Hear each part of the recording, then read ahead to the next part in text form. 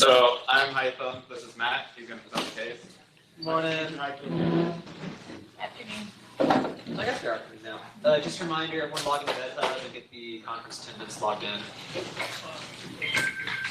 So our case is a 56-year-old male who presents with a chief complaint of shortness of breath for the past 2 days. A little bit of HPI in him. 56-year-old white male with hyperlipidemia, systolic CHF. He has aortic stenosis, left bundle branch block. He's complaining of worsening shortness of breath for the past 2 days, and the shortness of breath happens at rest. He describes shortness of breath as chronic, worse with exertion, and improves with rest, but still occurs with rest. He reports associated dyspnea on exertion, orthopnea, PND, and peripheral edema, and he denies any recent fevers, chills, nausea, headache, chest pain, changes in vision, recent sick contacts, or travel. And his New York Heart Association classification was a 3. So a little bit of past medical history in him. We're going to talk about that. No relevant past surgical history. Family history is non-contributory. Social history denies alcohol use. It does smoke marijuana. And in terms of nicotine, never smoker, but does use chewing tobacco or tips. No known drug allergies, and his current medications takes furosemide 40, spironolactone, metoprolol, lisinopril, and also atorvastatin. So on physical exam, his vitals, he was with a blood pressure of 101 systolic or 56 diastolic, sitting 96% on 2 liters nasal cannula. And of relevance, he had a 3 of 6 total systolic murmur radiating to the bilateral carotids. And he also had decreased breath sounds and that shortness of breath. So we're going to ask for some differentials and orders people are going to want to put in. Just a couple things that we're talking about. You must explain your reasoning, and you need to be able to defend whatever orders that you're thinking about you want to put in. So don't just shout things out. Give it a second. Yeah. Okay. So for your differential, this is your vindictive mnemonic to kind of help gather your thoughts, figure out what you want to put in.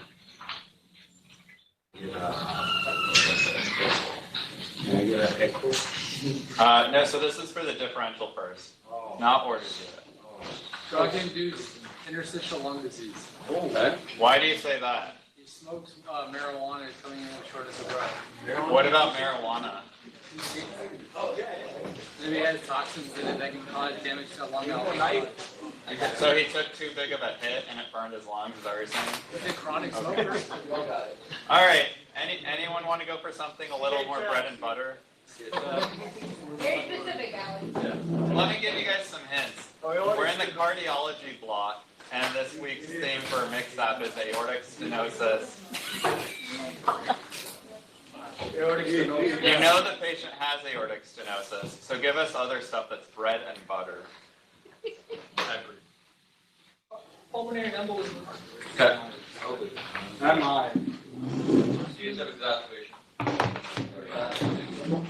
Pneumonia. Everyone.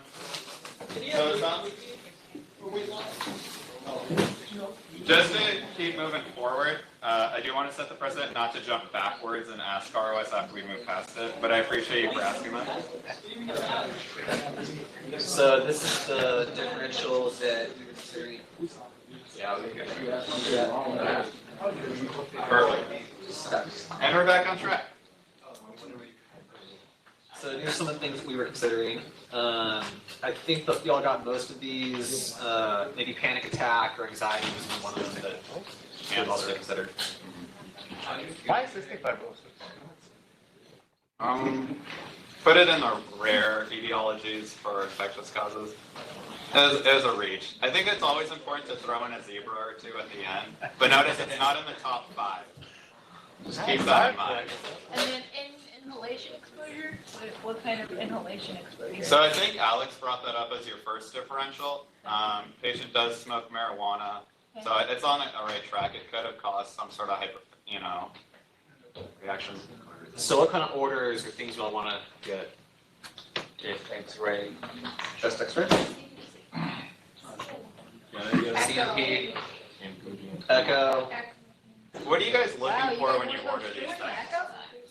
So really fast, Daniel, why do you want What's a chest precursor X-ray? before an echo? What's kind of the Before that, what's the cheapest, least EKG? invasive? Okay, so what, sorry? So why do you guys want to order an EKG, for example?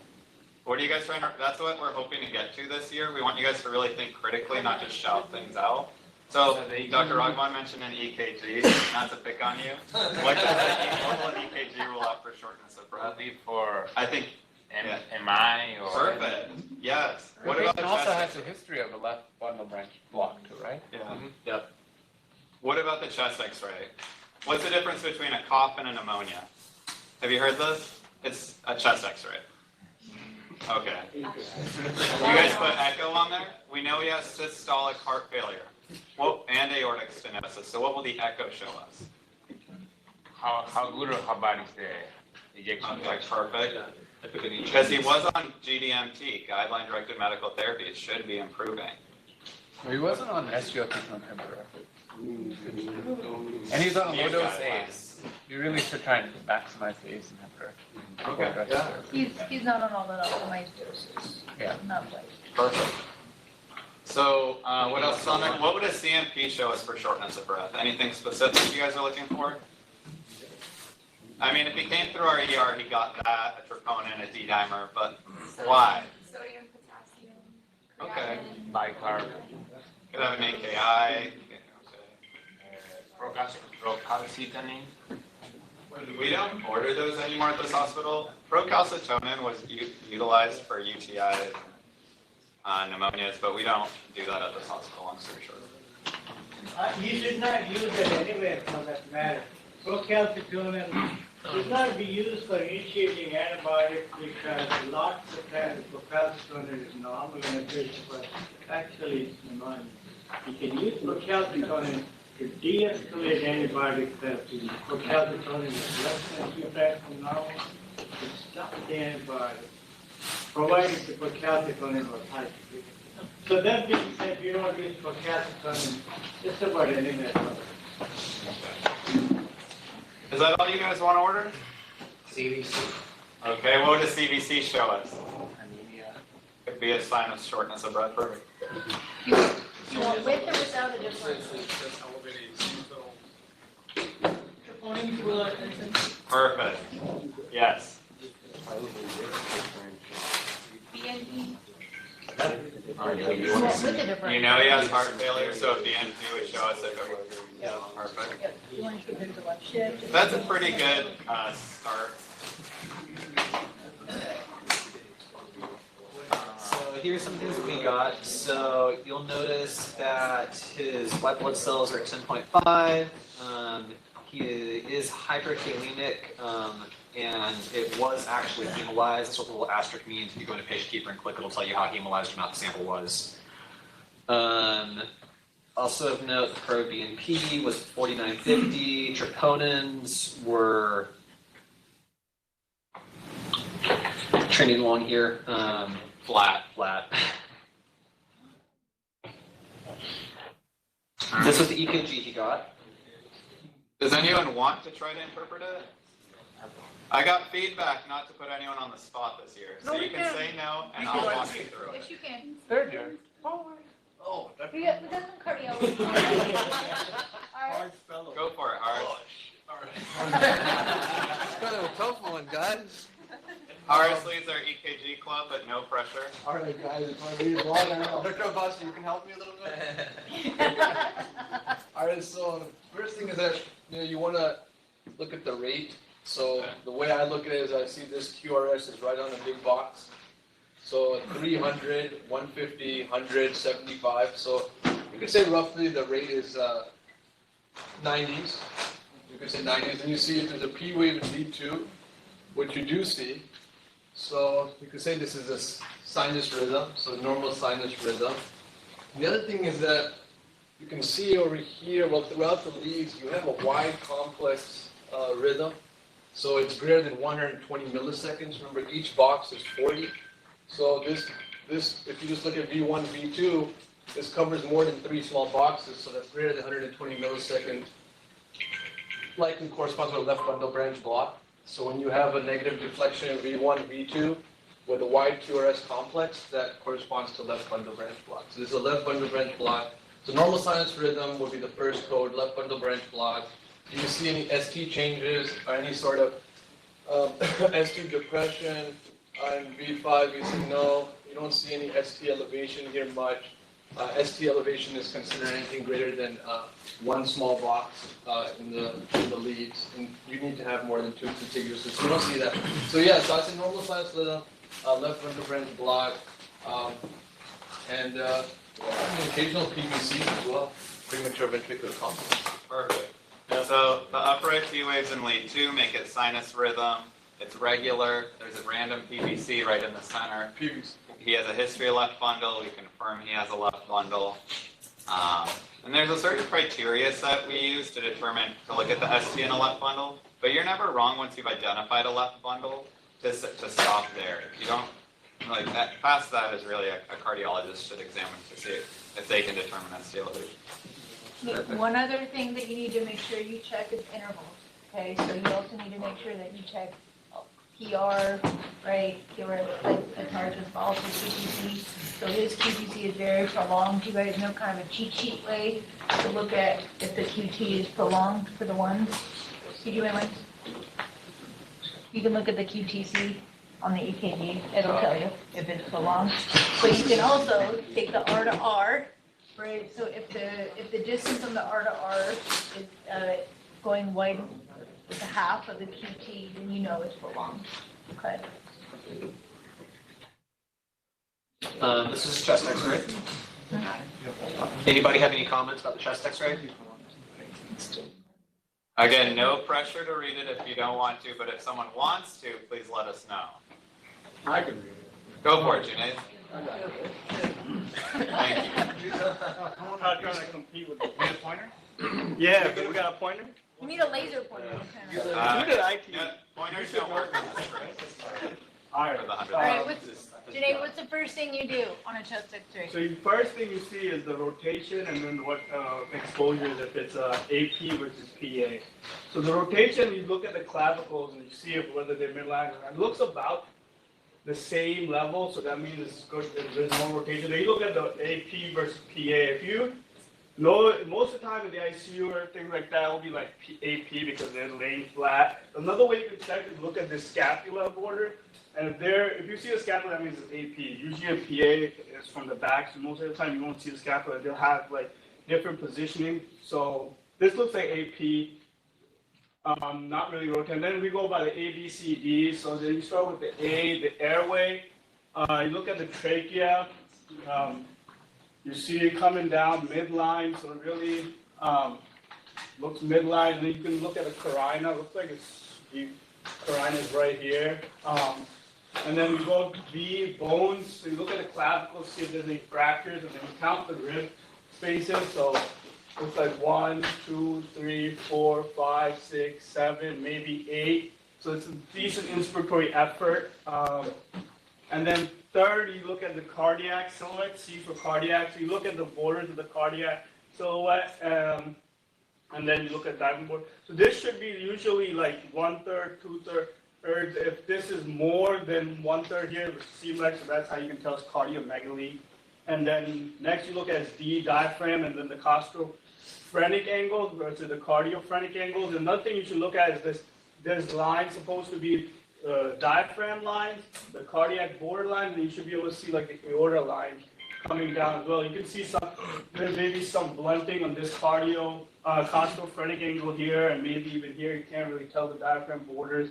And you can't tell the cardiophrenic borders here. Here you can kind of tell, and then I don't really see the aorta border coming down either. So, so that's that. And then E is everything else. You look at lines, tubes, and things like that. Looks like there's leads on this patient. So what you would say is this patient has bilateral pulmonary opacities with possible blunting of the left or the right costophrenic angle. Maybe some there's no polyvascular congestion. Dr. Alam is more critical than the reader initially was, I think, for this. I agree with Dr. Alam. I defend his stance. the official read, so no evidence of decompensated heart failure.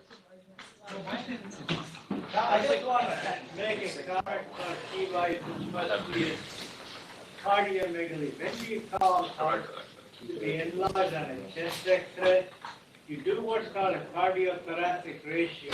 It's the largest horizontal diameter of the heart on the X-ray divided by the largest diameter of the chest measured on the inside of the rib cage. If the ratio is greater than 0.5, that is heart occupies more than 50% of the horizontal length, it's cardiac.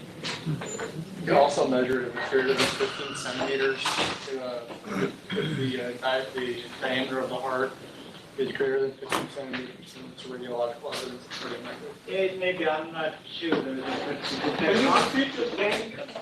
Can you repeat this point again? Only so in a chest X-ray, if the heart, the diameter of the heart, the largest diameter of the heart, you can measure that heart.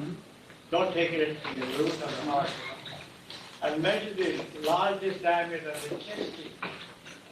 Usually at the concentric angle, if you draw a horizontal line, it's the largest diameter. So if the diameter of the heart occupies greater than 0.5 of the longest diameter, then the heart is enlarged. Normally the diameter is less than 0.5. The heart does not exceed half the diameter of the So Isaac, why do you think that the patient has Now, I want congestion? to give you one caveat, one exception you may have to fix it. On a portable chest X-ray, sometimes because of the angle of tilt of the beam, heart will enlarge. Okay? So standard measurements are applicable to PAD. On a portable, it may look like it's enlarged and it may not be true heart. So the radiological definition is based on PAD, not on the ECG. Our patient was on the thicker side, so that opacification, I believe. So, just real quick, just two other things that I know were, first, you should always Just for the make sake sure, of time. first, you should always make sure you have the right patient, right? So always check the name, okay? And then the second thing is that you always make sure there's a prior that you compare it to, okay? So that's kind of the things you should go by with every image that you look at. Just to jump forward, because one thing we want to bring forward is discussion at the end, so we want to get through the rest of this presentation in the next 10 minutes. So we have 20 minutes set aside. This is the echo for cost-effective care, as Dr. Hogan likes, from 1 week ago outpatient. Remember, we have access to medical records for most of the cardiology groups to their outpatient records. So when I read an echo, if I'm in a hurry, I go down to the summary. But you really want, not all summaries are like this one, where they give me the values I need to know for aortic stenosis and for systolic function. In this case, it does. So we know this patient has an EF less than 20% from a week ago, severe global hypokinesis of the left ventricle. I underline that because that really is going to play a role in not only this case, but the answer to the mix-up questions. Moderate left atrial enlargement. Again, my research project, it's the first sign of cardiac remodeling. So this patient does have structural heart disease, which changes the type of cardiologist you want them to follow up with. Normal right atrial size, great. We're not worried about lung as a pulmonary pathology causing this. Normal RV size. Aortic valve is thickened, calcified. We know he has a history of aortic stenosis. And here are the numbers we want to know. The mean gradient, not the peak gradient, is only 24. Do you guys know what is concerning? What number do you look for there for mean gradient? 15, right? 40. 15 is to get but 40. So we're not there yet. Aortic valve area is our 0.9 square centimeters. Is that concerning? 1 centimeter. Yes or no? Thumbs up or thumbs down? Yes, concerning. Concerning? This means concerning? I thought this means concerning. AB, aortic valve, the peak velocity across the aortic valve is 3.12. Concerning or not concerning? Not concerning. It's like in Gladiator. Getting close to it for. Not concerning. It's actually on the upper limit of normal. 4 is concerning for severe, but this is definitely moderate. Now, they put a comment here. suggesting low flow, low gradient, severe aortic stenosis. Who's heard that terminology before? You see it quite often now that we have structural heart specialists who specialize in TAVRs. So this case goes directly alongside Dr. Daniel's talk the other day. Yesterday? Monday? The other findings you don't need to pay too close of attention to, but just so you guys have an idea of what we look for on the echo for calcification, this little echo ultrasound, sonogram in the bottom right corner, that's the aortic valve right in the middle. This is actually a peristernal y-axis view. You can see the right ventricle at the top, the right atrium on the bottom. This isn't our patient. This right atrium is dilated. So final diagnosis, you guys just saw it. It was in the echo report. Severe aortic stenosis. Severe aortic stenosis. So it's actually low flow, low gradient severe AS. That's the diagnosis. And this is a case that I wanted to highlight for management, because not all aortic stenosis and not all heart failure is managed the same way. GDMT is not going to solve this patient's problem. They should get referred for structural heart evaluation for a TAVR or a SAVR. Do you guys know why? Why not? We're going to go through it. You want to take a stab at it? Yeah, let's skip ahead. I want to do the teaching slides. Yeah, because the ejection fraction is less than 20, we have to stress. Any drop in the EF, not just less than 20. Less than 40, we could still make, yeah. That's stress the heart first to make sure that the gradient is straight. And how do we stress the heart, Mo? Like with- What's the test? Dobutamine stress echo. Although, I wish there was a cardiologist in the room. I'm pushing for Miller-known stress echoes. That's the future. All right. That's spending. So, Insurance assessment will plan. never pay for that. So for severe aortic stenosis, we transferred him because we don't do dobutamine, low dose stress echoes in our hospital. And that'll get him on the TAVR eval. Dr. Lilico followed up with him. It showed moderate aortic stenosis, so the patient didn't get a TAVR at that time. And then acute on chronic systolic heart failure. While he was here, we diuresed. When he was at Park Plaza, he was diuresed. Continued on GDMT. And then when do you reevaluate? 6 months. 6 months. Or when, if he comes back in a month with worse symptoms, you can reevaluate. Question. Go for it. Why does the person have heart failure? Did not the aortic stenosis? So this patient has non-ischemic cardiomyopathy, so that's a good question. He does not have coronary artery disease causing a systolic heart failure, and his diastolic heart failure is not that surprising. So it's not really a dilated cardiomyopathy. Some patients have heart failure for an idiopathic reason. In our patient's case, how do you decide what makes something ischemic or so? Once you've determined on an echo that there's a systolic or diastolic dysfunction, and why are you sitting on the ground, Dion? We have chairs. Oh my goodness. Oh, yeah. I'm sorry. Please. I won't continue until she's seated. Okay, go on. You don't want to ask any questions? All right. Keep it going. So once you determine the patient has a low EF for either systolic or diastolic or combined dysfunction, you end up wanting to know what's the cause. And the first question is it ischemic or not? So that's why a lot of patients for new evaluation, new onset heart failure, they're going to get a cath on that admission, right? You guys have sat on these patients, right? They end up being there 3, 4, 5 days. You've diuresed them. You're just waiting a cath done. So that's to answer that question. This is non-ischemic. Tell them why they get a heart cath. A heart cath to decide if there's so if they need a stent, for example, or to decide if they should be on GDMT for systolic, or actually we do it for diastolic for drop in the EF too. But the main thing is to decide if they need a stent, if they should be referred for cabbage eval, or nowadays we've kind of gone away from it, but transplant. Obviously, it's not going to happen here in the near future for any of these patients. You really just diurese them here. Or a left ventricular assist device, which is, again, like broad, far-reaching advanced concept, not meant for the first noon report, Dr. J. No, I just wanted to understand, you need to rule out ischemic heart disease, reversible causes of heart failure. That's why we do a heart cath. Even before you, like Dr. Daniel said, before you press a valve, you always do your heart cath. Exactly. Make sure you're not missing coronary artery disease. And the heart cath will also... That may be reversible if you revascularize your patient either by stenting or by coronary artery bypass. It's just not replaced. And other centers have a better chest CTA coronary testing. That's more regular. It's kind of hard to do it here.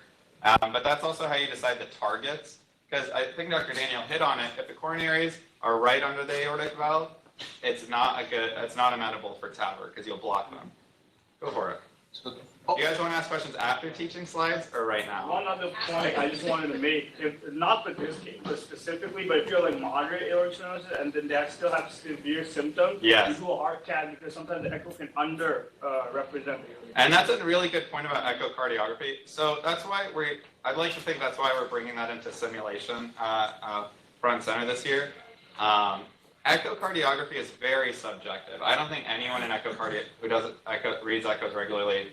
You can even see it on some of the reports where one cardiology group reads it, but its patient follows with another cardiology group. The other cardiology group will reread the echo and oftentimes disagree. One might say it's 35 to 40% EF, and the other will be like, no, this is preserved EF, greater than 50. So, you were treating this patient for heart failure as well? Mm-hmm. So you guys were treating was mostly like just heart failure management and so forth? In the case of a CHF exacerbation, we always diurese. So that X-ray wasn't that amazing, was it? So the fluid is all in the intravascular spaces. Yeah. One thing I was going to mention is like I've seen like some patients with aortic stenosis they'll come with like very severe, like a very tight valve. And like one thing like the cardiologist will always like mention is that they're volume dependent in a sense. Mm-hmm. So if you diurese them extensively, that that valve is very tight. Already there's not much flow or output. So if you diurese them a lot, then you're decreasing the output even more.